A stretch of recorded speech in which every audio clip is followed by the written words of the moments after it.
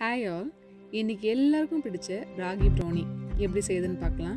இது ரொம்ப ஃபட்ஜியாகவும் டேஸ்ட்டாகவும் இருக்கும். ஃபஸ்ட்டு ஒரு பவுலில் 4 முட்டை எடுத்துக்கிட்டு அதை பீட் பண்ணணும். இதை ரொம்ப ஃப்ளஃபியாக வரணும், அது வரைக்கும் பீட் பண்ணணும்னு அவசியம் கிடையாது. ஜஸ்ட்டு மிக்ஸ் ஆனால் போதும், அந்த அளவுக்கு பீட் பண்ணி எடுத்துக்கலாம்.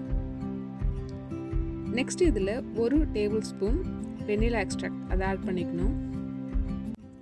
நெக்ஸ்ட் இதில் ஒயிட் சுகர் 100 கிராம்ஸும் ஜாகரி பவுடர் 160 கிராம்ஸும் சேர்த்து பீட் பண்ண ஆரம்பிக்கலாம்.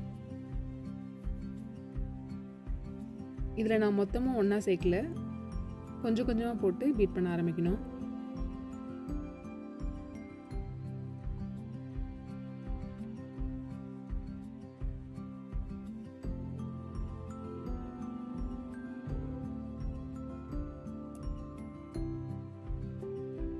இப்போ பீட் பண்ணும்போதும் சர்க்கரை நல்லா கரையிற அளவுக்கு பீட் பண்ணால் போதும், ரொம்ப நேரம் பீட் பண்ணிகிட்டு இருக்க வேண்டாம்.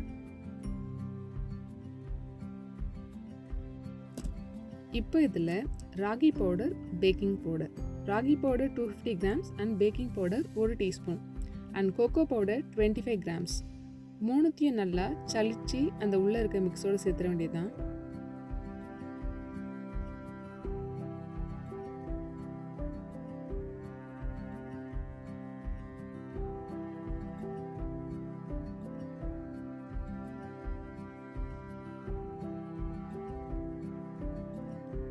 இதையும் இப்போ நான் பீட்டரை வச்சு மிக்ஸ் பண்ணுறேன்.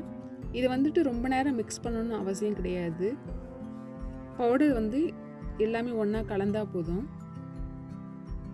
இதுக்கு அடுத்து இதில் சாக்லேட் ஆட் பண்ணலாம். Chocolate 280 grams, butter 160 grams. இதை நல்லா மெல்ட் பண்ணிவிட்டு இந்த மிக்ஸோட உள்ளே சேர்த்துடணும்.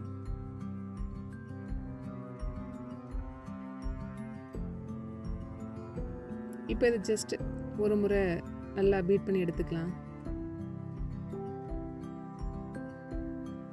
இப்போ இதில் நான் என்கிட்ட இருக்க பெரிய பேன், கேக் பேன் தான் யூஸ் பண்ணியிருக்கேன்.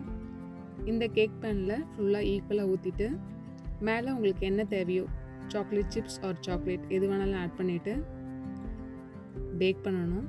இதை நான் 350 ஃபாரன்ஹீட்டில் 20 to 30 மினிட்ஸ் பேக் பண்ணியிருக்கேன். அது உங்களோட பேக்கிங்கை பொறுத்து இது ஒரு 5 நிமிஷம் கூடவோ குறைவோ ஆகலாம். ஃபைனலி உங்களுக்கு ஃபட்ஜியான ராகி ப்ரௌனி ரெடி.